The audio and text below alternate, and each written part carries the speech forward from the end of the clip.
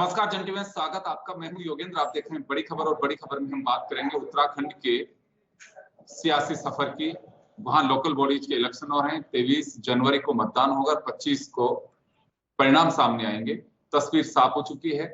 100 निकाय में 5,399 प्रत्याशी मैदान में हैं और उसमें से कौन 100 उनमें से जो पार्षद जीतेंगे वो तय करेंगे कि सरकार किसकी बन रही है, यानी कि लोकल बॉडी की गवर्नमेंट किसकी बन रही है। तो आज हमारे साथ इस पूरे मुद्दे पे चर्चा करने के लिए मौजूद हैं शांति प्रसाद जी भट्ट साहब कांग्रेस से हैं, हमारे साथ अनिल थपलियाल जी हमारे साथ यूकेडी से हैं और नवीन त्रिसाली जी हमारे साथ भाजपा से मौजूद हैं। सभी का स्वागत है।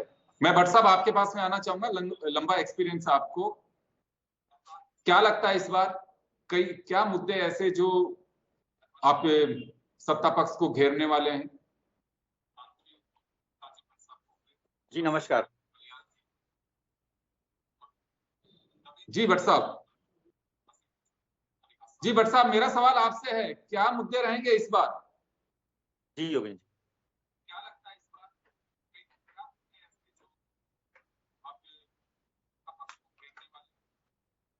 योगेंद्र जी, भारतीय राष्ट्रीय कांग्रेस उत्तराखंड में निकाय चुनाव के लिए बहुत उत्साहित है। हम लंबे समय से इस चुनाव का इंतजार कर रहे थे। पिछले 1 वर्ष से अधिक का समय हो गया है जब भारतीय जनता पार्टी निकाय चुनाव कराने में नाकाम रही है। अब ऑनरेबल हाई कोर्ट की डांट और फटकार के बाद ये चुनाव आ गए हैं सर पर, और आज प्रत्याशियों को सिंबल अलॉट हो गए हैं। छात्र संघ का चुनाव नहीं करा पाए, सहकारिता का चुनाव नहीं करा पाए, पंचायत का चुनाव सर पर आ गया। कल ही सहकारिता के चुनाव में भी ऑनरेबल हाईकोर्ट ने नोटिस इशू किए हैं। तो कह सकते हैं हम कि भारतीय जनता पार्टी विफलताओं की एक लंबी फहरिस्त हमारे पास है। 10 साल से मोदी जी की सरकार है, 7 साल से भारतीय जनता पार्टी की उत्तराखंड में सरकार है।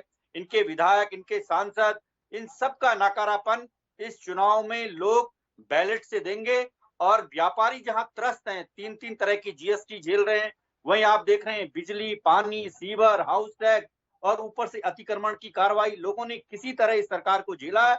अब समय आ गया है 23 तारीख का, 23 जनवरी का दिन होगा और चुनाव निशान हाथ होगा। सारे प्रत्याशी मैदान में हैं। हमें पूरा भरोसा है उत्तराखंड की निकाय की महान जनता पर। वो कांग्रेस पार्टी को अपना मत और समर्थन देगी, भारी बहुमत से जिताएगी, क्योंकि विधायक, सांसद सब कुछ तो इनको दे दिया है। निकाय में हमारा विनम्र आग्रह है कि आप प्रतिपक्ष को मौका दीजिएगा। चलिए भट्ट साहब, ये तो आपकी अपील है। मैं मुद्दे जानना चाह रहा हूं कि क्या ऐसे मुद्दे हैं जिनसे आप जनता का दिल जीत पाएंगे और एक कह पाएगी जनता कि चलिए वोट आपको ही देंगे। क्यों जो सत्ता में बैठे उनको क्यों खारिज करेगी जनता? क्या है ऐसा मुद्दा? जी, मुझे आवाज ठीक से नहीं आई योगेंद्र जी। भट्ट साहब, मेरा सवाल ये है कि जनता वोट देगी, मतदाता वोट देगा, ऐसा क्या है कि जिसकी वजह से कांग्रेस को वोट देंगे? मैंने पहले कहा है कि ये निकाय चुनाव विशुद्ध रूप से व्यापारियों और शहरों में रहने वाली आम जनता पर, उनके वहां यहाँ के मतदाताओं पर निर्भर करता है। और पिछले दिनों से हमने देखा है कि इस सरकार ने बहुत सारी ऐसी योजनाएं लाई, जिसमें एक योजना थी एक बार समाधान योजना, जो पूरी तरह से फ्लॉप साबित हुई है। इन्होंने कहा था कि शहर में रहने वाले उन लोगों को जिनके अगल बगल में जमीन खाली है, उनको हम उन्हीं जमीनों को उन्हें अलॉट कर देंगे। लेकिन उसमें शर्त जोड़ दी योगेंद्र जी कि वो जमीन वन भूमि की ना हो, नगर पालिका की ना हो, या सरकारी संपत्ति ना हो। एक तरह से छलावा इस सरकार ने एक बार समाधान योजना के माध्यम से किया। वहीं बिजली का बिल हो, सीवर का बिल हो, हाउस टैक्स हो, पानी के बिल हो, इसकी भरमार रही है लोगों पर। लोगों ने इसकी मार झेली है। और जो व्यापारी हैं वो बेचारे बैठे रहते हैं, केवल जीएसटी दे रहे हैं। 3-3 तरह का जीएसटी सरकार ने उन पर थोपा है। ऊपर से ऑनलाइन व्यापार है। तो कहने का मतलब है व्यापारी बहुत त्रस्त है। और आम जनमानस में बहुत सारे मुद्दे हैं। नालियों की सफाई है, बिजली है, पानी है, सड़कों के जो अतिक्रमण है, व्यापारियों पर जिस तरह से इन्होंने हथौड़ा चलाया है। देहरादून में आपने देखा किस तरह से इनकी जेसीबियां गरजी हैं। और मुझे खुशी है कि भारतीय राष्ट्रीय कांग्रेस ने उत्तराखंड राज्य आंदोलन के एक पुरोधा नेता को वीरेंद्र पोखरियाल जी के रूप में वहां मेयर का टिकट दिया, जिसे हम जीतने जा रहे हैं वीरेंद्र पोखरियाल जी के रूप में। चलिए वापस आ रहा हूं आपके पास में।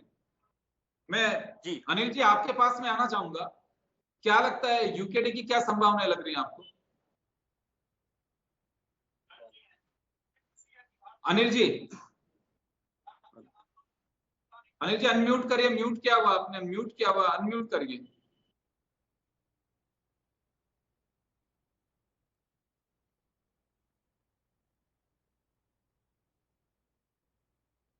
जी बोलिए, आपकी आवाज नहीं आ रही।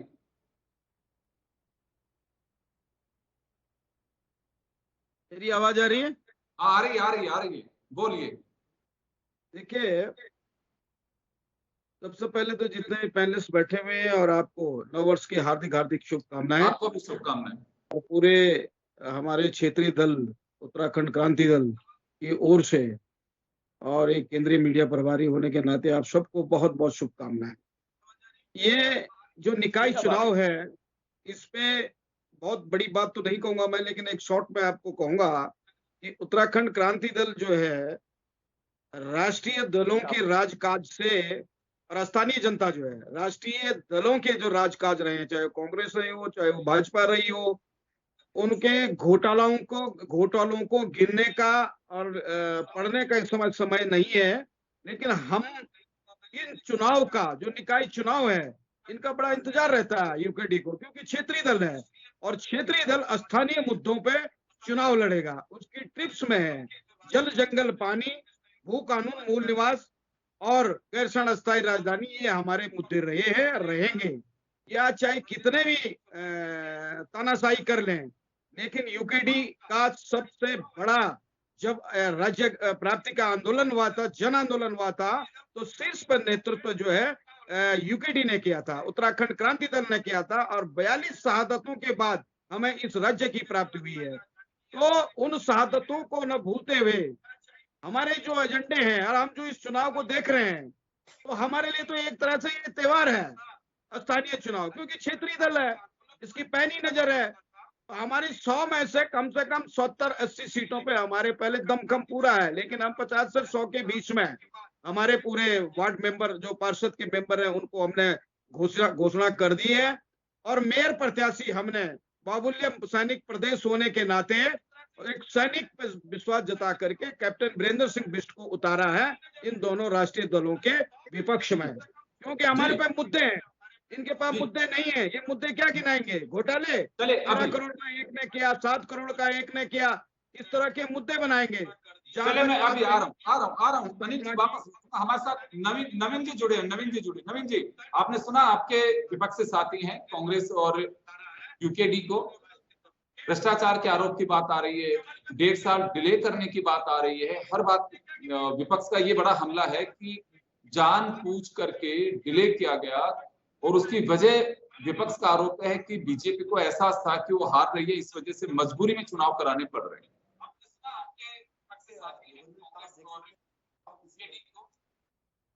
आपकी आवाज नहीं आ रही नवीन जी, आवाज नहीं आ रही आपकी।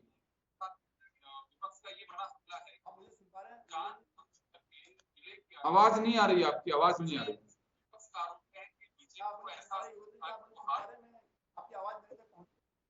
नहीं, आवाज नहीं आ रही बीजेपी। नवीन जी की आवाज हमें मिल नहीं रही है, कोई टेक्निकल प्रॉब्लम हो सकती है।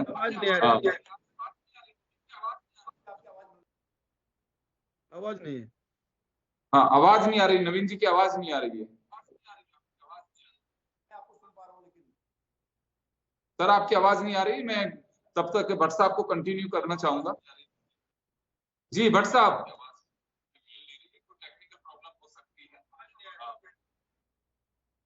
भट्ट साहब आपके पास में आना चाहूंगा, क्योंकि बीजेपी के कोई टेक्निकल प्रॉब्लम हो सकती है।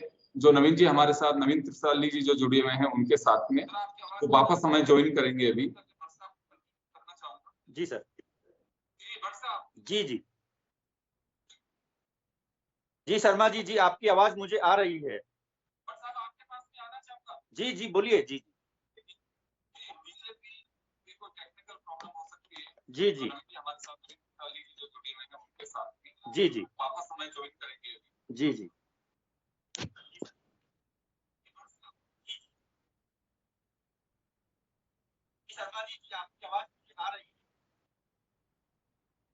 क्या मेरी आवाज आ पा रही है?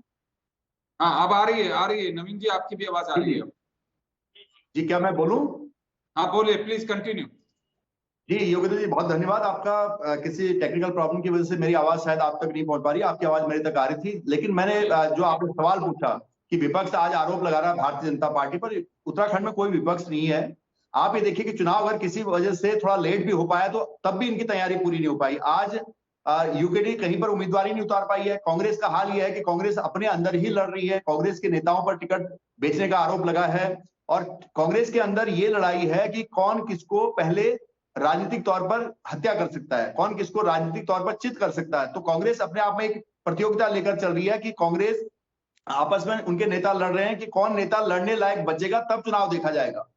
सारे नेताओं पर टिकट बेचने का आरोप लग रहा है। आज इनके रणजीत सिंह रावत जी ने वयोवृद्ध नेता हरीश रावत जी जो सर्वोच्च नेता हैं कांग्रेस के, उन पर आरोप लगाया है। तो ये आरोप प्रत्यारोप में खेल रहे हैं। आज कांग्रेस एक दल के अंदर कई दल बन चुके हैं, तो दल दल बन चुका है और आज भारतीय जनता पार्टी के सामने कोई भी विपक्ष नहीं है क्योंकि वो अपनी तैयारी पूरी अभी तक भी नहीं कर पाए हैं। लेकिन जहां तक भारतीय जनता पार्टी की बात है योगेंद्र जी, भारतीय जनता पार्टी किसी भी चुनाव को छोटा नहीं मानती है। भारतीय जनता पार्टी राजनीति में चुनाव को जनसेवा का एक माध्यम मानते हुए अपने पथ पर अग्रसर है और उत्तराखंड की देवतुल्य जनता के आशीर्वाद से लगातार विजय भारतीय जनता पार्टी को मिल रही है और भारतीय जनता पार्टी भी उस मैंडेट का, उस जनादेश का सम्मान करते हुए उत्तराखंड के सभी पहलुओं पर लगातार काम कर रही है। हमारे शहीदों ने जो सपना देखा था उस सपने को साकार करने के लिए माननीय मुख्यमंत्री जी, धामी जी, युवा मुख्यमंत्री लगातार कर रहे हैं, लगातार निर्णय ले रहे हैं और उत्तराखंड के विकास की ओर जो बढ़ रहा है उससे विपक्ष को ईर्ष्या है क्योंकि उनके पास कोई भी मुद्दे नहीं है। आपने देखा दोनों नेताओं को, दोनों प्रवक्ताओं को सुना, जब आपने कहा कि आप किन मुद्दों के साथ चुनाव में हैं तो उन्होंने कोई भी मुद्दा नहीं बनाया,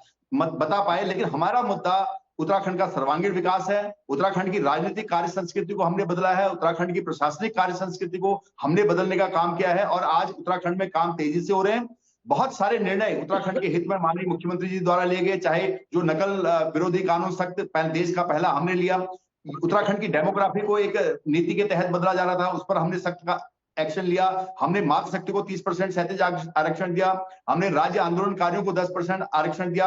हमारी केंद्र की सरकार ने लगातार उत्तराखंड को विभिन्न माध्यमों से यहाँ पर इंफ्रास्ट्रक्चर को बढ़ाने का काम किया। चार धाम यात्रा मार्ग हमने बनाया है, चौड़ीकरण का दिल्ली दून एक्सप्रेस हमने किया है। पिछले 70 सालों में कांग्रेस ने 1 मीटर भी यहाँ पर पटरी नहीं बिछाई थी। आज भारतीय जनता पार्टी की सरकार में ऋषिकेश से लेकर कर्णप्रयाग तक रेलवे लाइन बन रही है, जो एक असंभव दिखती थी कभी, आज वो संभव होने जा रहा है। तो आप देख सकते हैं कि इसलिए उत्तराखंड की जनता का लगातार जो विश्वास है भारतीय जनता पार्टी के साथ बना है और देवतुल्य जनता के आशीर्वाद से भारतीय जनता पार्टी इस बार भी बम्पर वोटों से जीतेगी, प्रचंड बहुमत से सत्ता में आएगी। भट्ट साहब आपके पास में आना चाहूंगा मैं जी। अभी आपने सुना कि कोई मुद्दा नहीं है, कैंडिडेट उतार नहीं पा रहे हैं, मुद्दे कहां से आएंगे? शर्मा जी, मेरे भाई ने जितनी बातें कही हैं वो सब एक जुमला है। यूसीसी का ढिंडोरा एक बात आप बताइए, रणजीत सिंह रावत ने कहा नहीं कहा आज के नवीन जी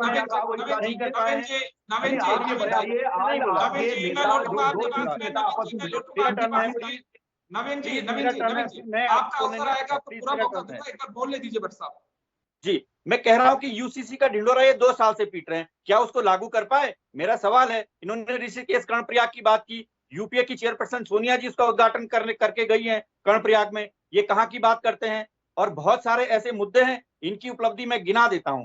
इन अंकिता भंडारी हत्याकांड इनके रिज्म में हुआ, इन्हीं के लोग उसमें आरोपी हैं। 3 मंडल अध्यक्ष इनके यौन शोषण के आरोपी हैं।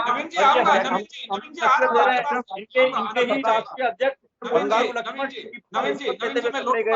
जेल गए थे। ये नाथूराम गौडसे की पार्टी हमको गांधीवादियों को सिखाएगी कि लोकतंत्र क्या होता है, लोकतंत्र में समाज की सेवा कैसे की जाती है। इनके अगर ये इन्होंने निकायों की सेवा की अपने मेयरों के टिकट क्यों बदले? मैं पूछना चाहता हूँ कोतवाली जी से, आपने अपने सारे मेयरों के टिकट क्यों बदले? गामा जी का टिकट क्यों बांटा? हमने तो उत्तराखंड राज्य आंदोलनकारी भाई वीरेंद्र पोखरियाल जी के रूप में देहरादून मेयर का टिकट दिया है, जो कई दिनों तक जेल में रहे उत्तराखंड राज्य आंदोलन के दौरान, टीएबी के प्रेसिडेंट रहे हैं और उनके टिकट से भारतीय राष्ट्रीय कांग्रेस ने जैसे उनका टिकट घोषित कर दिया, संपूर्ण गढ़वाल मंडल से लेके कुमाऊं मंडल में और देहरादून वासियों में खुशी की लहर है। वीरेंद्र पोखरियाल जी के रूप में हम देहरादून का चुनाव जीतने जा रहे हैं और ये चाल चरित्र और चेहरे वाली पार्टी जो सब कुछ बेनकाब हो चुका है, इन्होंने मुन्ना सिंह चौहान पर क्या कार्रवाई की, इन्होंने दिलीप रावत पर क्या कार्रवाई की, इन्होंने प्रेमचंद अग्रवाल पर क्या कार्रवाई की, इन्होंने भूपाल पर क्या कार्रवाई की, इन्होंने प्रोला के राजकुमार पर क्या कार्रवाई की। ये कहने की बातें हैं। ये भारतीय जनता पार्टी अब केवल भानुमति का कुनबा रह गया, इसके अलावा ये कुछ नहीं है। 10 सालों से इनकी सरकार केंद्र में है, 7 साल से इनकी सरकार उत्तराखंड में है। इनके विधायक, इनके सांसदों का नाकारापन इस निकाय चुनाव में जनता जवाब देगी, जहां इन्होंने व्यापारियों पर 3 तरह की जीएसटी थोपी, जहां पेयजल, सीवर शुल्क, बिजली, पानी, इन सब से लोग त्रस्त हैं। ऊपर से इन्होंने अतिक्रमण की मार, लोगों के घरों के आगे जेसीबी खड़ी कर करके लोगों को डराया धमकाया। समय आ गया है जनता को, 23 तारीख को जनता बैलेट के रूप में जवाब देगी, हाथ के निशान का बटन दबाएगी और सारे प्रत्याशियों को चुनाव जितवाएगी कांग्रेस के। फिर इस सरकार का सारा विकास सामने दिख जाएगा, जो खोखला विकास था वो सब दिख जाएगा। अरे योगेंद्र जी, मैं कहना चाहता हूं, यहाँ पंचायत चुनाव सर पर हैं, छात्र संघ चुनाव ये करा नहीं पाए, सहकारिता चुनाव की ऑनरेबल हाईकोर्ट ने कल ही परसों डांट फटकार लगाई है। इस निकाय चुनाव को 1 साल से ज्यादा हो गया है जब अवमानना के नोटिस इस सरकार को झेलने पड़े हैं। ये सरकार तो लोकतंत्र पे भरोसा ही नहीं करती है, ये तो संविधान को तहस नहस करना चाहती है। और ऊपर से पंचायतों का जब कार्यकाल खत्म हुआ तो इस सरकार ने कैसे संविधान की धज्जियां उड़ाई, जिनका कार्यकाल खत्म हुआ उन्हीं को प्रशासक बिठा दिया। तो ये तो इस सरकार की करनी और कथनी में अंतर है। तो ये कहती कुछ है, करती कुछ है, जो ये कहती है वो सब साबित होता है। अनिल जी, आपके पास में आना चाहूंगा। अनिल जी, अभी आपने सुना नवीन जी का कहना था कि यूकेडी के पास में तो कैंडिडेट ही नहीं है, कैंडिडेट ही नहीं खड़े कर पा रही है, मुद्दे कहां से लाएंगे? शायद त्रिशाली जी बोल रहे हैं मेरे ख्याल से। ये मुझे लगता है कि इनको ये अंधविश्वास है कि इस समय जो है निकाय चुनाव में ये अपना परिचय लहराएंगे। इन्होंने जिन कैंडिडेटों को उतारा है उनको मैं ही नहीं पहचानता हूं, तो जनता आसानी से क्या पहचान। कैंडिडेट के बारे में बताइए ना। इनके घोटाले जनता के बीच में जाकर के क्या बताएंगे कि 9 करोड़ सफाई कर्मचारियों का वेतन हमने डकार दिया, 13 करोड़ का घोटाला हमारा मेयर कर गया। ये क्या बताएंगे जनता के बीच में? हमारे पास तो प्रत्याशी भी हैं, हमारे पास मेयर प्रत्याशी भी ठोस है, और क्या नाम है, वार्ड में पार्षद भी हमारे पास जो है वो भी परिपूर्ण है, और पूरी तरह से हम निकाय चुनाव में उतर रहे हैं। इनकी तरह नहीं है कि मैं मानता हूं इनके पास धन संख्या, बल संख्या और इधर उधर दायां बायां, क्योंकि जितना भी घोटाले हुए हैं वो पैसा कहाँ जाएगा? या तो कार्यालय चमकाए हैं या कैंडिडेटों के घर चमकाए हैं, तो कहीं ना कहीं इस पर विश्वास है। लेकिन जनता को विश्वास है स्मार्ट सिटी के नाम पे। देहरादून में स्मार्ट सिटी का सबसे बड़ा घोटाला तो ये है। ये कहाँ गई वो स्मार्ट सिटी? अरे एक स्मार्ट सिटी नहीं बना पाए तो नगर निगम के कई क्षेत्र में एक टाउन को तो स्मार्ट बना देते, वो भी नहीं कर पाए। इनके पास, मैंने बताया ना सर, इनके पास कोई भी अस्तित्व नहीं है जनता के बीच जाने के लिए। हाँ ठीक है, भाजपा माननीय नरेंद्र मोदी प्रधानमंत्री जी यशस्वी प्रधानमंत्री हैं, ये इनके कोई स्पेशल प्रधानमंत्री नहीं है, और जनता के भारतीय संपूर्ण भारतवर्ष के हैं और हमारे भी प्रधानमंत्री हैं वो। लेकिन क्षेत्रीय दल के प्रतिनिधित्व करते हुए मैं ये जरूर बता दूं कि इस समय अंधविश्वास में न रहे भारतीय जनता पार्टी कि मैं दल संख्या, बल संख्या और धन संख्या तीनों से परिपूर्ण हूं। ऐसे से कुछ नहीं होगा, क्योंकि जनता इस समय लेके बैठी हुई है। जनता पूछेगी और सवालों के घेरे में है पूरा कि ये घोटाले का क्या हुआ, इसका क्या हुआ, नाली नूले, गड्ढे गुड्ढे, ये सड़कें, ये अतिक्रमण, ये जो है दुकानें तोड़ना, उनको भगवा करना। अब तो और छोड़ो, इन्होंने टेम्पो जो विक्रम कब से चलते थे, जब से मैं स्टूडेंट था उस समय से नीला रंग था उसका, अब वो भी भगवा कर दिया। तो क्या शहर को लाल करने से सत्ता हासिल हो जाती है? नहीं, काम करने से होता है। और बताया, मैं पुनः रिपीट कर रहा हूं सर आपको कि सबसे बड़ा मुद्दा इनके पास जो आएगा इस समय वो है स्मार्ट सिटी का और वेतन घोटाला जो है नगर निगम का, ये जरूर पूछा जाएगा। चलिए, सारे सवाल सुने हैं नवीन जी ने, अभी ये जवाब देंगे अब आपको। जी नवीन जी, सुने आपने, आप कह रहे हैं मुद्दे नहीं है, कैंडिडेट नहीं है, और दोनों विपक्षी आप पर आतुर है हमला करने को। ये सियासी हमला है। बिल्कुल, देखिए योगेंद्र जी, क्या होता है कि जब आप रणनीतिक मैदान में जो ऑफिस की तिजोरी संभाल के रखिए, आप ही के लोग चोरी कर देते हैं। चलिए अभी जवाब दे रहे हैं नवीन जी। जी बिल्कुल, मैं ये बताने की कोशिश कर रहा हूँ योगेंद्र जी की जब आप इनसे विपक्ष से पूछते हैं कि इसमें क्या है, कोई मुद्दा है, कोई बात घुमा के केवल भारतीय जनता पार्टी की तरफ अपना मुंह खोलते हैं, क्योंकि भारतीय जनता पार्टी निसंदेह आज विश्व की सबसे बड़ी पार्टी है। भारतीय जनता पार्टी सफलतम पार्टी है। तो विपक्ष जो है, बचा कुचा विपक्ष, यहाँ पर विपक्ष तो कुछ भी नहीं है, लेकिन खत्म होती कांग्रेस और समाप्त हो चुकी यूकेडी, ये कहने का प्रयास करते हैं कि भारतीय जनता पार्टी तो ये कर रही है, वो कर रही है। लेकिन मैं कहता हूँ कि सबसे बड़ी पार्टी है, सबसे ज्यादा कार्यकर्ता है, जनता का आशीर्वाद है, तो निसंदेह पार्टी बड़ी है, इसमें कोई दो राय नहीं है। लेकिन पार्टी की सफलता से ईर्ष्या करने के बजाय आप अपने गिरेबान में झांकते, अपने मैदान में देखते, वहां पर तो आपके नेता आते तो शायद आप लेकिन आज कांग्रेस के नेता मैदान में है ही नहीं। आज कांग्रेस के नेता मैदान में नहीं है, कांग्रेस के नेता भाग चुके हैं, कांग्रेस के जो मैंने बताया उनके बारे में वापस कर चुके हैं। नवीन जी को बोलने दीजिए, कांग्रेस के सारे नेता मैदान से भाग चुके हैं। कांग्रेस के नेताओं के आपस में सरफटोफल चल रहा है, एक नेता दूसरे नेता पर आरोप प्रत्यारोप कर रहे हैं। आज ही रणजीत रावत जी ने हरीश रावत जी पर आरोप लगाया है। तो इस प्रकार से कुल मिलाकर ये कह सकते हैं कि कांग्रेस निकाय चुनाव में नहीं, अपने अंदर ही लड़ रही है। मैंने वही कहा कि भारतीय जनता पार्टी किसी चुनाव को छोटा बड़ा नहीं मानती है, हर चुनाव को राजनीति में जनता की सेवा का माध्यम मानती है, इसलिए हर चुनाव को मनोयोग से लड़ती है। हमारा संगठन एक है, हमारा शीर्ष नेतृत्व के मार्गदर्शन में जनता के आशीर्वाद से आगे बढ़ रहे हैं और ये जीत प्रचंड तौर पर उत्तराखंड के निकाय चुनाव में छोटी सरकारों में भारतीय जनता पार्टी की होगी, उत्तराखंड की देवतुल्य जनता के आशीर्वाद से। बाकी ईर्ष्या करता रहेगा विपक्ष, उससे कोई फर्क नहीं पड़ेगा, लेकिन मेरी सलाह विपक्ष को यह है कि अपने गिरेबान में झांको, जहां कमी है उसको ठीक करो। जनता के सामने जब जा पाएंगे तब जाके जनता आप पर कुछ देखेगी। जी गोविंद जी। भट्ट साहब, समय कम है लेकिन कुछ कहना चाह रहे हैं? शर्मा साहब, मैं सिर्फ ये कह रहा हूं कि भारतीय जनता पार्टी को वो कहते हैं ना, सत्ता पाहे मद काहे नाही, तो इनके पास सत्ता है, इसलिए सत्ता के साथ अहंकार भी है, मद भी है। और मेरे भाई त्रिशाली जी उसी सत्ता के अहंकार, आपका नजरिया, जनता का नजरिया यह है कि विकास अगर कर सकती है तो भारतीय जनता पार्टी कर सकती है, भला कर सकता है तो भारतीय जनता पार्टी। मेयरों के घोटाले जैसे अनिल साहब ने अभी कहा, वो सब खुल के जनता के सामने है। अगर नहीं होता तो कांग्रेस में कोई फर्क नहीं है बड़ी, यूकेडी और कांग्रेस में कोई फर्क नहीं है। आप दोनों ही मिले हुए हैं, दोनों एक ही स्तर के हैं, वो खत्म हो चुकी, आप खत्म होने के कगार पर है पूरे देश से। भारतीय जनता पार्टी